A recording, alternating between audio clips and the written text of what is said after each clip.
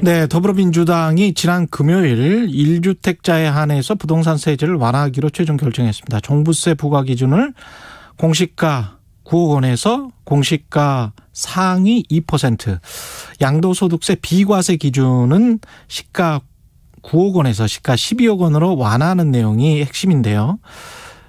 여당의 부동산 특위 김진표 위원장 연결돼 있습니다. 안녕하십니까? 예, 안녕하세요. 예, 위원장님 일단 종부세와 양도세 완화안 확정됐는데 구체적인 내용을 좀 설명해 주십시오.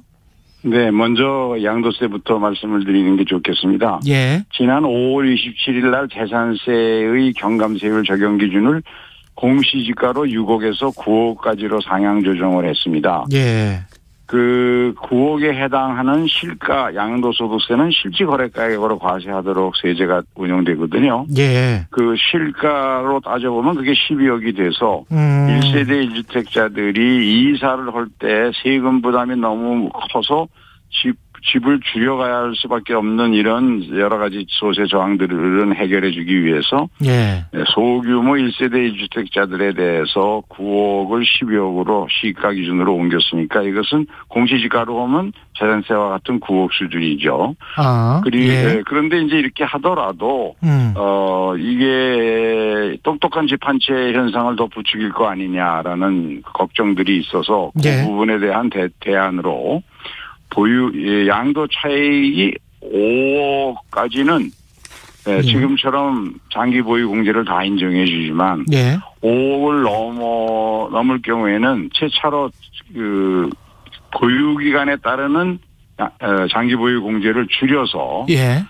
양도 차익이 5억이 넘는 그 좀 규모가 큰 주택을 양도해서 얻은 이익에 대해서는 예. 이거는 세금을 좀 더 내도록 해서 전체적으로 두 개를 합해보면 한 10억까지는 지금보다 조금 줄거나 같지만 10억이 넘으면 차익이 예. 더 세금이 늘어나는 이제 그런 보완 장치를 가졌습니다. 종부세는 예. 말씀 주신 것처럼 예.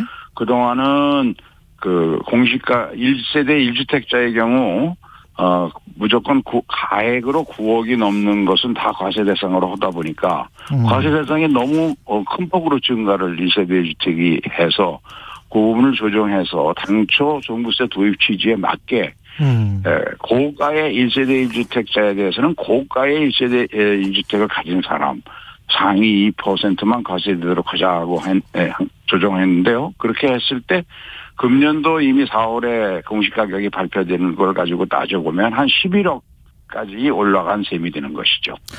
이게 전반적으로 이 안을 주도한 게 언론 보도로는 송영길 대표와 의원님으로 되어 있는데 이건 맞습니까? 네. 예. 4월 7일 이제 보궐선거가 있고 나서 부동산 민심을 우리 당에서 무겁게 받아들였고요. 예. 부동산 민심의 핵심은 집값이 안정되지 않았다는 거하고 그 과정에서 부동산의 소유, 취득, 보유, 양도 모든 세금을 다 올려서 그로 인해서 여러 가지 거래에서 피해를 입은 계층이 너무 많다. 이 두 가지였습니다. 예. 그래서 이제 지난번에 공급대책은 6월 10일 날 발표했고 앞으로도 매월 2차례씩 발표하기로 했지만 예. 그걸 통해서 집값 안정을 모색하려는 거고 지나치게 세금 부담이 실수요 1세대 1주택자들까지 이사를 한다든가 또는 종부세 부담으로 인해서 지나치게 부담이 늘어나는 거, 이 부분은 조정할 필요가 있다는 것이 당초에 이제 4.7 보궐선거 민심 과정에서 여러 의원들이 제기했고요. 그걸 특위가 20여 명의 위원들이 여러 차례 회의도 하고 전문가들과 공청회 토론회도 하고 그다음에 정책의총을 2차례나 걸쳐서 논의한 통해서 얻어진 결론이죠. 그래서 예. 마지막에는 서로 좀 이 문제는 중요하니까 각자 표결을 하자 해서 전산 표결을 해서 다수가 찬성을 해서 특이한 대로 결정된 겁니다. 이게 다수가 어느 정도가 찬성했는지는 보도가 안 나왔던데 어느 정도가 찬성했나요? 그건 이제 앞으로 이런 정책 결정이 할 수가 있는데, 예. 그 숫자까지 밝혀주는 것은 상당한 차이가 있다고 저도 모릅니다만 상당한 차이가 있다고 알고 있습니다. 그런데 그러면 50%를 넘었다. 훨씬 넘으니까 이렇게 결정을 하죠. 아, 훨씬 다만 넘었다. 그때 의원들은 이제 너무 차이가 좁을 때는 지도부에다가 당정 협의를 거쳐서 결정하도록 권한을 위임해 줬었습니다. 예.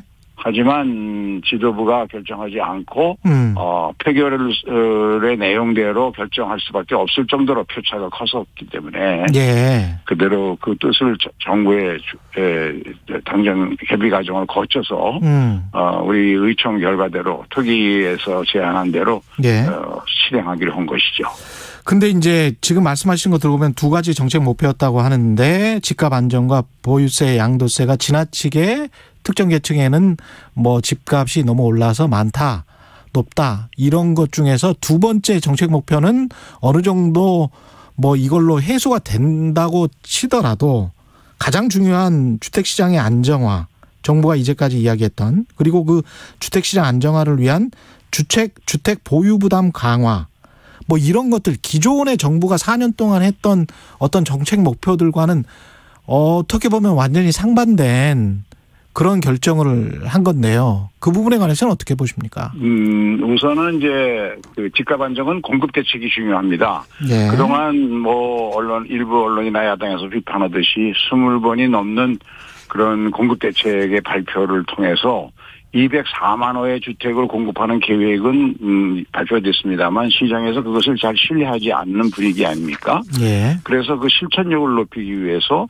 피부로 느낄 수 있도록 분양 가능한 수준의 아주 구체적인 세부 공급 대책을 만들어서 지난 6월 10일 날 수도권에 우선 누구나 집 형태로 17,000여 호를 분양하도록 공고를 했고요. 발표를 했고 앞으로도 월 두 차례에 걸쳐서 그 정부와 당과 그리고 서울시의회에 구성된 태스크포스를 통해서 계속해서 이런 프로젝트를 발표해 나가려고 합니다. 그러면 이제 시장에서 신뢰할 거고 또 하는 총재께서 하반기에는 경기가 여러 가지 상황으로 볼 때 금리 인상의 가능성을 언급을 하셨기 때문에 이런 것들이 집값 안정에는 도움이 되리라고 보고요.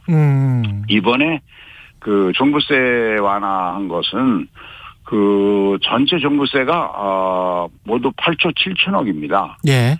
이게 최근 몇 년 사이에 한 6배가 갑자기 늘었는데요. 특히 그중에 주택분 종부세가 전에 종부세는 토지분이 중심이었는데 지금은 8조 7천억 중에서 주택분이 무려 5조 8천억이나 현행대로 그냥 나와두면 과세되는데 이 5조 8천억에 해당하는 납세 인원이 86만 명쯤 됩니다.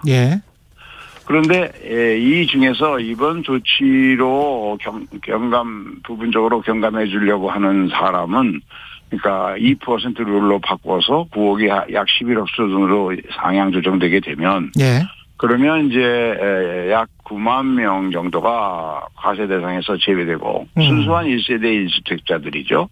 그리고 그 가액은 656억. 전체 5조 8천억에 656억이면 1.2%인가 밖에 안 되는 거죠. 그 정도의 작은 세수지만 너무 폭발적으로 늘어나서 예를 들면 서울 지역에 18평부터 시작해서 지역에 따라서 30평까지 한 집 비교적 작은 규모 집 한 채만 가지고 있는 사람도 종부세를 부담하게 되는. 그래서 성동구 같은 데는 전체 아파트 소유자의 40%까지 종부세가 납부가 되는, 강남은 60%가 넘고요. 이렇게 폭발적으로 늘어나서 생기는 조세 저항 문제는 이건 해결해 줘야 된다. 본래 종부세가 그런 목적으로 과세하려는 세금이 아니었으니까요.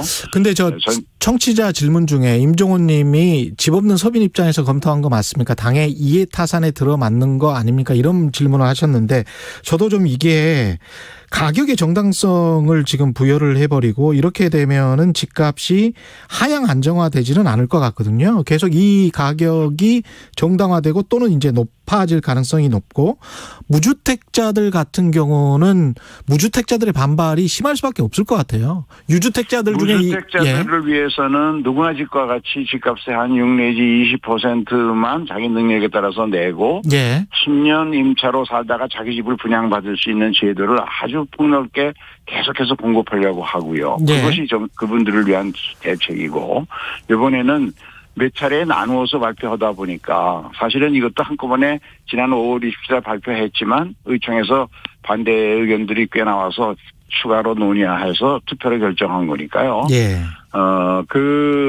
그러나 실거주한 1세대 1주택을 파는데 세금이 너무 무거워서 집을 더 줄여갈 1세대 1주택자는 팔면 다시 사야 되거든요. 주택은 생필품이니까 집을 다시 줄일 수밖에 없는 상황이 되면 이건 주거 안정을 해치는 문제가 있으니까 세계 어느 나라나 그래서 양도소득세의 경우 1세대 1주택자에 대해서는 그 특별한 조치들을 강구하고 있거든요. 그거를 이제 2008년 이후 한 번도 안 바뀐 9억을 10억으로 실가로 올려서 재산세 공시지가 9억과 맞춰준 것이죠.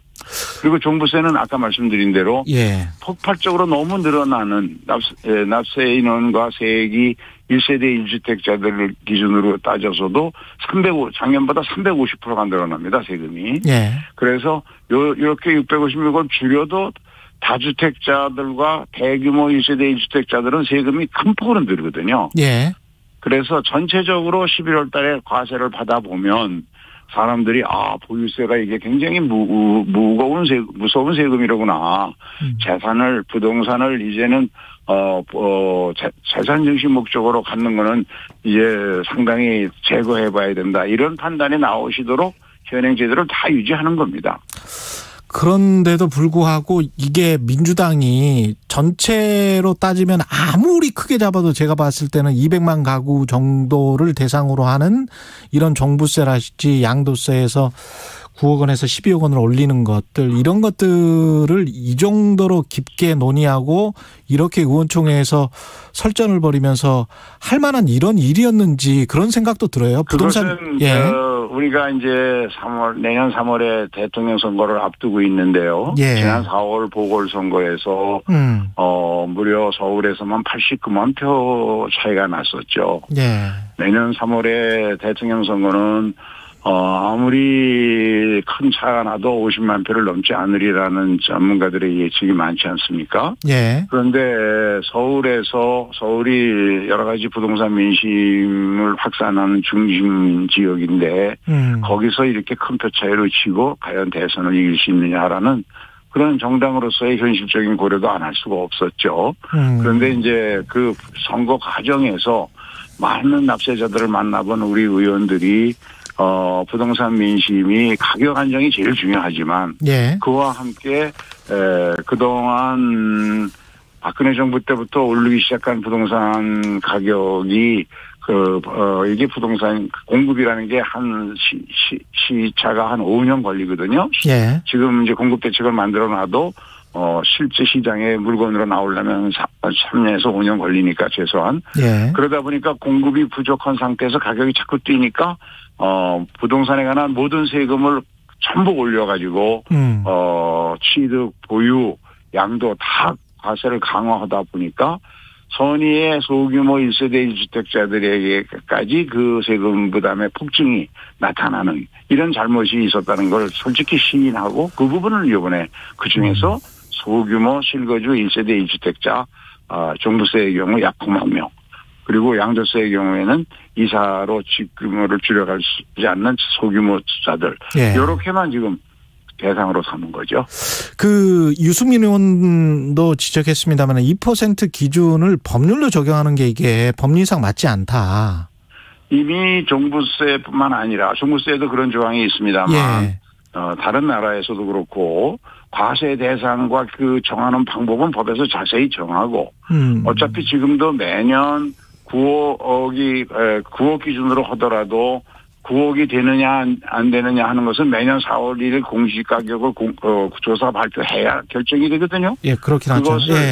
이렇게 현행 제도 하에서는 매년 가격이 오르거나 내리거나 가격이 변동됨에 따라서 과세 대상이 들쑥날쑥하지 않습니까? 예. 그것을 2% 룰로 하게 되면 본래 종부세는 전국에서 부동산을 많이 가지고 있는 1%를 목표로 과세하도록 처음에 도입할 때 정부 정책으로 발표되었었거든요. 예. 그 2배로 해서 2%로 해서 하게 되면 이제 가격의 큰 변동에 큰 관계없이 2%에 해당하는 대한민국에서 고가주택으로 2%에 해당하는 예. 그런 사람들만 과세 대상이 되니까 오히려 예측 가능성은 높아졌다고 봐야 되겠죠. 예. 그리고 이런 형태로 시행령에 옮겨서 하는 제도는 현재 한 5개 세법에서 다양한 형태로 있을 수밖에 없습니다. 특히 우리처럼 예. 부동산의 가격이 국민생활에서 민감하고 급격하게 변동이 되는 나라는 더 그렇죠.